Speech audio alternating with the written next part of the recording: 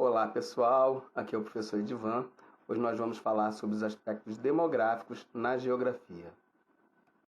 Como vocês veem nesse slide, a geografia é uma ciência social, então ela se vale das outras ferramentas de ciências sociais para estudar os processos que envolvem as populações interagindo e transformando o espaço e as dinâmicas espaciais. Então, uma das ferramentas que a geografia pega emprestada às ciências sociais é a demografia, que é a ciência que estuda os fenômenos envolvendo as populações. Uma das contribuições que a demografia dá para a geografia entender como é que se dão fenômenos populacionais no espaço, né, e como as populações interagem com o espaço, são as teorias demográficas. Teorias demográficas, a gente tem 3 teorias demográficas históricas, né, que aconteceram durante a Revolução Industrial para cá, e a teoria que é a que hoje está sendo aceita, que é a que é aplicada atualmente, que é a teoria da transição demográfica. As teorias demográficas históricas começaram com o malthusianismo. O malthusianismo era a teoria demográfica do economista Malthus, um economista inglês que era liberal, e ele previu que a população mundial cresceria de forma geométrica, ou seja, uma proporção exponencial. Um cidadão geraria 2 cidadãos gerariam 4 gerariam 16 e assim por diante, de tal forma que a população cresceria de tal grandeza que não haveria alimentação e recursos naturais para cobrir a necessidade da população.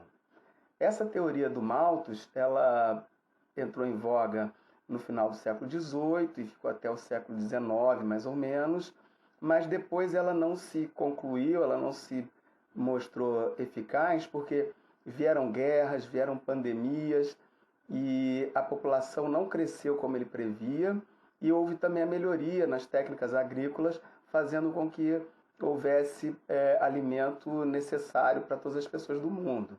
O que não aconteceu foi a distribuição adequada desses alimentos, o que gerou a teoria reformista, que foi uma crítica à teoria malthusiana, dizendo que o problema não era o crescimento da população, e sim a desigualdade social. E aí, no pós-guerra, já no século passado, surgiu então uma nova teoria, voltando a rebuscar a teoria de Malthus, que aí foi chamado neo-malthusianismo. Por quê? Eles viram que as populações realmente estavam crescendo desordenadamente, principalmente as populações mais pobres, e aí, preocupados com isso, entraram com os planos de controle das populações através das chamadas políticas anticonceptivas, ou seja, tentando fazer com que as mulheres tivessem menos filhos. Hoje, a teoria que é mais aceita e que é mais aplicada pelos países, principalmente os países democráticos, é a teoria da transição demográfica. É aquela que busca equilibrar o número de nascimentos com o número de mortes, né, o número de óbitos, e assim você tem um número adequado de população de acordo com a expectativa de vida, de acordo com a qualidade de vida que determinada região, país ou estado pode propor aos seus cidadãos. Já a forma como a geografia contribuiu para os estudos econômicos de demografia foi, por exemplo, dando o nome de áreas ecúmenas e áreas anecúmenas para as áreas do planeta, de acordo com a capacidade de existir ou não vida naqueles locais. Então, a área ecúmena é aquele lugar do planeta que ele é próprio para a existência de vida humana, podendo os seres humanos estabelecer moradia ali ao longo do tempo. Então, a gente vai ver que a população mundial ela se estabelece principalmente nas zonas tropicais, nas áreas temperadas, nas planícies e nos planaltos moderados. Já as áreas anecúmenas são aqueles lugares do planeta em que não é possível se estabelecer vida e se habitar por muito tempo. Um exemplo disso são os polos, né? Polo Norte e Polo Sul, mas principalmente o Polo Sul, onde ocorrem as temperaturas extremamente baixas, né? Mesmo cientistas e pesquisadores que de vez em quando vão ao Polo Sul, o máximo que eles conseguem ficar lá são 6 meses, né? Porque é a época do verão polar, quando chega o inverno polar no Polo Sul, já houve temperaturas de menos 60 graus registrados, né? E aí é impossível para o homem viver a essa temperatura. Também são áreas anecúmenas os desertos, já pelo oposto, né? São temperaturas extremamente altas, e aí ocorre a escassez de água e de alimentos. E também os picos e os cumes das montanhas, tanto por eles serem extremamente íngremes, né? Então é difícil você estabelecer moradia, e aí tem vários acidentes geológicos e geográficos, como avalanches, e também por causa da questão das temperaturas baixas, né? Muito baixas, e o ar rarefeito que não deixa as pessoas respirarem. Tem alguns autores que colocam as florestas densas como também áreas anecúmenas, mas infelizmente a gente sabe que nas florestas acaba que o homem depois vai lá e acaba degradando a floresta e fazendo moradia lá. Então não é algo que impeça do homem se estabelecer lá. Usando os dados da demografia, a ciência geográfica ela vai ter um campo, uma área chamada geografia da população, ou geografia populacional, ou ainda geografia demográfica, que vai estudar esses fenômenos das populações, como é que elas se relacionam com o espaço e como esse espaço é transformado, gerando as cidades, gerando as metrópoles e os problemas populacionais, como eles têm que ser enfrentados pelos países, pelos governos, para que a sociedade possa ter uma vida com qualidade. Então, por exemplo, de cara, tem dois aspectos demográficos que a geografia vai trabalhar, vai estudar, que é o conceito de população absoluta e população relativa. População absoluta é aquela população total de um país. Por exemplo, hoje, esse ano de 2020, o Brasil estaria sendo recenseado, ou seja, seria feito um censo, que é a contagem total da população para saber quantas pessoas residem naquele espaço, como é que está economicamente, qual é o grau de instrução, quantas mulheres, quantos homens, quantas crianças, quantos idosos, quais são os principais problemas de saúde, qual é o nível de empregabilidade da população, qual o nível educacional. Mas com esses problemas da pandemia e também com a crise econômica, muito provavelmente esse censo esse ano deve ser adiado. Mas de tempos em tempos, os estados, os países são orientados pela ONU, né, a fazer um censo demográfico para contar a população e, a partir daí, tomar medidas de controle populacional e também medidas econômicas, sociais, para atender às necessidades dessa população. Isso é o conceito de população absoluta, a população total de um país, de um estado, de uma cidade ou região. Já a população relativa, ela mede, esse conceito mede a densidade demográfica de uma região, ou seja, o número de habitantes de um determinado local sobre a área daquele local, daquele país, daquele estado, daquela cidade, daquele município, daquele bairro. Ela é obtida por uma fórmula que é o número de habitantes sobre a extensão da área, ou seja, habitantes por quilômetro quadrado. Então, por exemplo, o Brasil, nós somos aproximadamente 210 milhões de habitantes e nós temos pouco mais de 202 habitantes por quilômetro quadrado, ou seja, uma população relativamente bem espalhada, bem não tanto concentrada. Isso se você olhar do ponto de vista de país, porque nós temos algumas áreas no Brasil que são anecúmenas, como os sertões, né, e áreas ainda não totalmente povoadas, como as áreas de floresta, parte do cerrado, parte do pampa, né? Então, a densidade demográfica brasileira é relativamente baixa, isso se chama população relativa. Agora vejam que interessante, no Rio de Janeiro, o nosso estado, aqui na nossa metrópole, Rio de Janeiro, a densidade demográfica já é alta. No Rio de Janeiro nós temos cerca de 6 mil habitantes por quilômetro quadrado, significa que no Rio a população está muito concentrada em poucas áreas, principalmente na região metropolitana. Isso vai levar a gente a outro conceito, que é o conceito de país ou região ou estado populoso e país ou estado ou região ou cidade povoado. Então, país populoso é aquele que possui uma grande quantidade de habitantes. Aí a gente está vendo o quadrinho aí no slide, quais são os 10 países mais populosos do mundo. Veja que o Brasil é o sexto, até recentemente ele era o quinto. Em 2017, o Paquistão se tornou um país mais populoso que o Brasil. E o país mais populoso do mundo é a China, né? E o segundo com maior população é a Índia. Agora, os gráficos de crescimento populacional indicam que em breve a Índia vai passar a China na questão da contagem de população absoluta. Já o país povoado, diferentemente de um país populoso, é aquele país que possui uma grande população relativa, ou seja, uma grande quantidade de habitantes por quilômetro quadrado. Ou seja, um país que é muito cheio de gente e aí precisa de tomar políticas de controle das populações naqueles lugares, principalmente nas metrópoles. Aí você vai ter que ter políticas de saúde, políticas de transporte, políticas de tentar espraiar essa população para o interior do país. Um país que vive esse dilema é o Japão. O Japão é um arquipélago que tem mais de 200 milhões de pessoas, 127 milhões de pessoas, né? Estão vendo aí no mapa.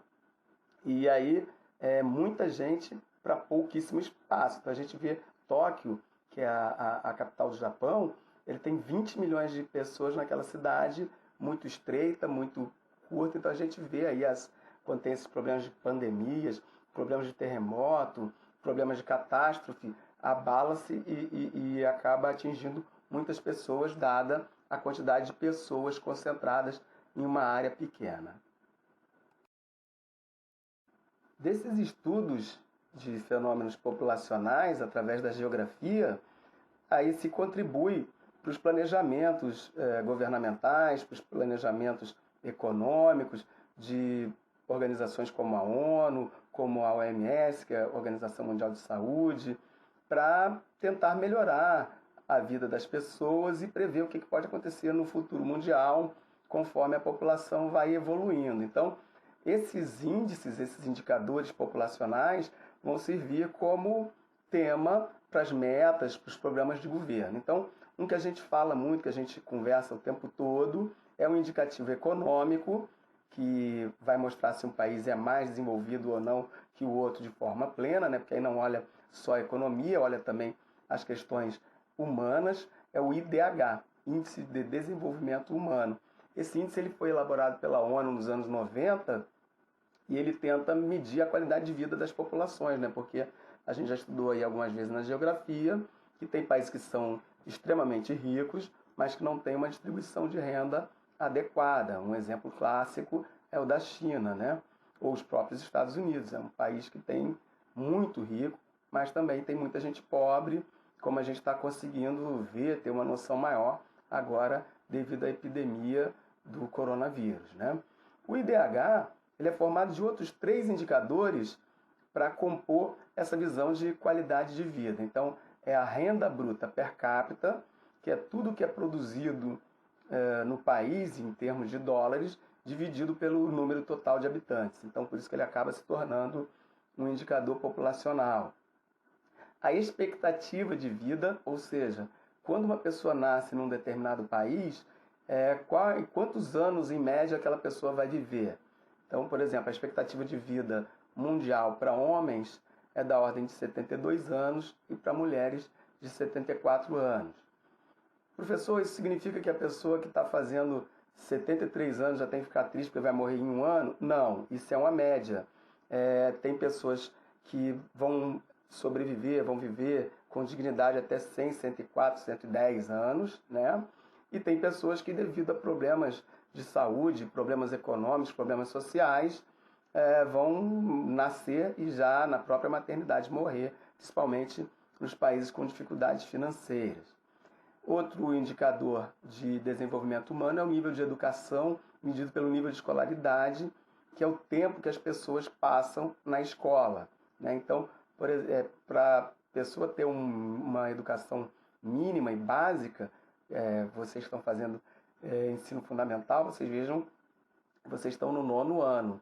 Então, com o ensino médio, é considerada educação básica. Então, são 13 anos aí na vida de vocês, que é o mínimo que a ONU acha que a pessoa tem que ter para ter uma qualidade mínima de vida. Então, o nível de escolaridade mínimo para a ONU é 13 a 14 anos. Então, tem país que vai ter aí médias altíssimas de 17 anos, 18 anos, 20 anos, porque aí começa a englobar universidade, pós-graduação, cursos paralelos.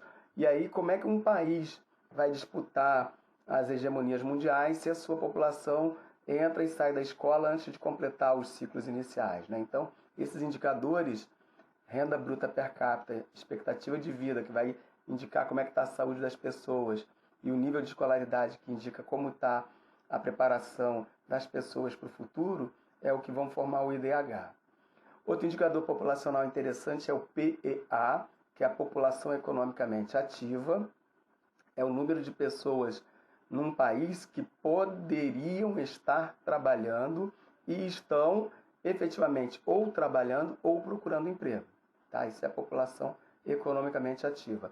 É considerado, para efeito desse número, as pessoas pela ONU, 15 a 60 anos. Tá? Infelizmente, em alguns países subdesenvolvidos, a gente sabe que o trabalho infantil é uma realidade, então em alguns países o PEA começa a contar a partir de 9 anos, vai até 70, 75 anos. Mas o dado internacional é de 15 a 60 anos e as pessoas que efetivamente estão ou trabalhando ou procurando emprego. Outro indicador populacional importante é o número de pessoas num país, numa região, que estejam abaixo da linha da pobreza. Porque quanto menor esse número, melhor é a situação econômica do país. Porque para a ONU, o número de corte, ou seja, o mínimo que uma pessoa precisava para pelo menos sobreviver durante um mês, é de $30 por mês, o que em dinheiro nosso daria de hoje aproximadamente R$150. Então, para a ONU, todo mundo que não tem pelo menos R$150 por mês é considerado uma pessoa que está abaixo da linha da pobreza.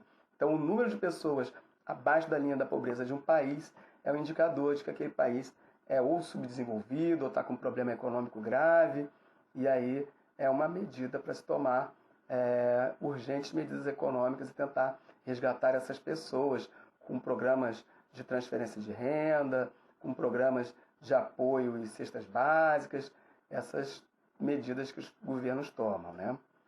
Outro indicador populacional importante é a taxa de natalidade, que é o número de nascimentos que acontecem numa determinada área durante um ano, é o número de pessoas que nascem sobre o número total da população.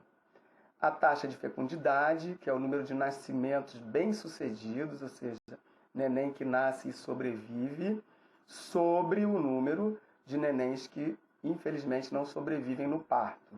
E aí, essa é a taxa de fecundidade. Taxa de mortalidade é o número de pessoas que morrem numa região sobre o número total de pessoas vivas. E aí, trabalhando com esses 3 indicadores, taxa de natalidade, taxa de fecundidade e taxa de mortalidade, a gente vai saber se a população de um determinado país ela está crescendo de forma natural ou vegetativa, ou seja, é aquele crescimento esperado, né, que é quando nasce mais pessoas do que morrem, mas numa taxa que se consiga administrar, ou se está tendo crescimento populacional ou demográfico exagerado, né? Porque crescimento populacional ou demográfico é a taxa de crescimento populacional calculada a partir da soma entre o crescimento natural e o crescimento migratório, ou seja, além da população que já vive naquele país crescer, ainda recebe imigrantes. Isso é natural, mas isso tem que acontecer de uma forma que as políticas de saúde, de educação, de qualidade de vida, que garantam um IDH adequado para aquele país, para aquelas pessoas. Por fim, pessoal, da nossa reflexão aí sobre a questão demográfica, a questão da dinâmica das populações na geografia, esse gráfico aí que o estudante de geografia tem, às vezes, um susto, não entende direito, mas é super simples, super tranquilo e ajuda a gente a entender a dinâmica populacional de um país, e é até fácil a gente ver, a partir da pirâmide etária, se um país é desenvolvido, se ele é emergente, ou se ele está num nível ainda de subdesenvolvimento grande. Vocês vão entender isso facílimo agora. Ó. Primeiro, a pirâmide etária, ela é um gráfico, né, cartesiano, um gráfico que vem lá da matemática, em que o eixo de x aí, né, o eixo horizontal, é o percentual de população feminina, em rosa, e o percentual de população masculina, em azul. E o eixo de y, o eixo vertical, é a idade daquela população, né? Vai de 0 até 100 anos lá em cima, né? Então, se vocês veem que a faixa horizontal é o percentual da população, quanto mais a pirâmide é fininha, como é o caso da Noruega, que é um país de primeiro mundo, a gente vai ver que a população está bem dividida em todas as idades, né? E vai diminuindo o seu pico conforme vai aumentando a idade das pessoas. Então, isso é característica de país de primeiro mundo, país desenvolvido, como é o caso da Noruega, que tem um IDH extremamente alto, uma qualidade de vida excelente. Então, o número de nascimentos, a faixa que vai do nascimento até as populações adultas, se altera muito pouco, né? E vai começar a diminuir lá no final da vida das pessoas, onde tem realmente sempre um número menor de idosos em relação ao de nascimentos. Então, é um país que já está na transição demográfica plena. O caso do Brasil, que é um país que ainda a gente está buscando aí melhores opções de vida, de saúde, né? De educação para todos, de acesso às qualidades de vida, a lazer. Então, o país está passando, né? Desde que saiu da ditadura, já passou por vários planos econômicos, vários governos populares, democráticos. Então, está aos poucos aí se construindo uma nação democrática. Então, ainda está passando por várias fases aí de buscar crescimento. Então, veja que a pirâmide etária, né, a pirâmide populacional, ela dá uma embarrigada ali no meio, que significa que ainda tem muitos adultos, né, muito mais adultos do que jovens, e a população idosa lá, a pirâmide ainda é um pouco baixa, né, significando que as pessoas ainda morrem um pouco antes do tempo, indicando que a gente precisa investir mais em saúde. Já o caso da Nigéria, que é um país subdesenvolvido africano, cheio de problemas, né? Problemas desde a época da colonização europeia, e aí é um país que é altamente explorado, sem muitas condições de vida para a população, uma pobreza extrema. Vocês veem que a pirâmide é a pirâmide mesmo, né? A base extremamente larga, indicando que há um número enorme de nascimentos, né? Uma faixa populacional infantil e jovem muito grande, e vejam que não chega até lá em cima, nas idades mais altas, o cume da pirâmide. Então, isso indica que tem uma necessidade muito grande de investir em educação, para ter um planejamento familiar adequado, e essa população jovem, quando for entrar em mercado de trabalho, conseguir melhores oportunidades e melhorar o seu país. Bom, esse foi mais um papo geográfico, né, sobre demografia e a influência da demografia na geografia. Espero que vocês tenham gostado, ajude a vocês a aprenderem como se dá essa dinâmica populacional na geografia e como se interfere na transformação dos espaços, que é o objeto de estudo da geografia. Esses estão os meus dados aí, caso vocês precisem tirar dúvidas, queiram fazer sugestões, pedir novos temas. E fica aqui um abraço do professor Edivan, bons estudos, saudações geográficas.